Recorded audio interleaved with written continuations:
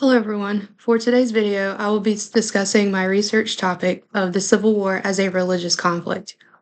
When we think about the Civil War, we often imagine battles, generals, and politics. But beneath all of that lay a deep moral and spiritual struggle. Religion was not just a background element, it shaped how Americans understood the war, justified it, and ultimately made sense of unimaginable suffering. Before the war even began, religion was already dividing the nation. The antebellum era saw fierce theological debates over slavery. Southern ministers argued that slavery was sanctioned by the Bible, pointing to passages in both the Old and New Testaments.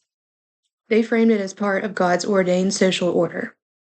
Meanwhile, Northern abolitionists used religion as a weapon of resistance.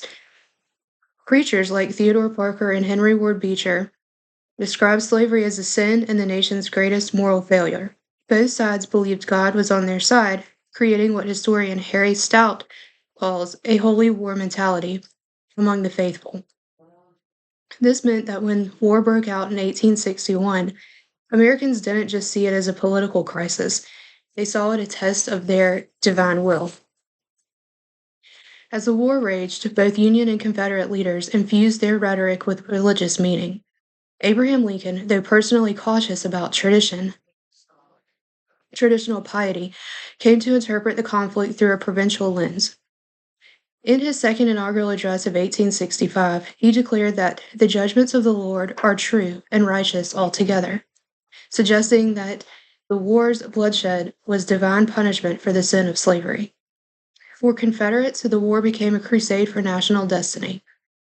Southern ministers described the Confederacy as God's chosen nation, and soldiers were often told that they were fighting not just for independence, but for Christian civilization itself. Worship services, revivals, and battlefield prayers became central to morale. Both armies carried Bibles, sang hymns, and believed their cause was righteous, making the Civil War not just a fight between religions, but between competing theologies of America. As the death toll mounted to over 750,000 lives lost, Americans turned increasingly to faith to make sense of this suffering. Historian Drew Gilpin Faust, in her book The Republic of Suffering, explains that religion became the key framework for understanding death on such a massive scale. Soldiers died believing that they were offering their lives on a sacred altar. Families mourned through the hope of heavenly reunion. Churches across the nation preached that the war, despite its horror, was part of God's mysterious plan. In this sense, religion offered both comfort and justification. It sanctified the suffering even as it deepened division over what that suffering meant. By the war's end, many Americans believed the conflict had transformed the nation spiritually. Lincoln's own theological evolution mirrored that of the country. He came to see the war as divine judgment, not only on the South, but on all Americans complicit in slavery. His call for malice toward none and charity for all reflected a profoundly religious sense of national acceptance, repentance.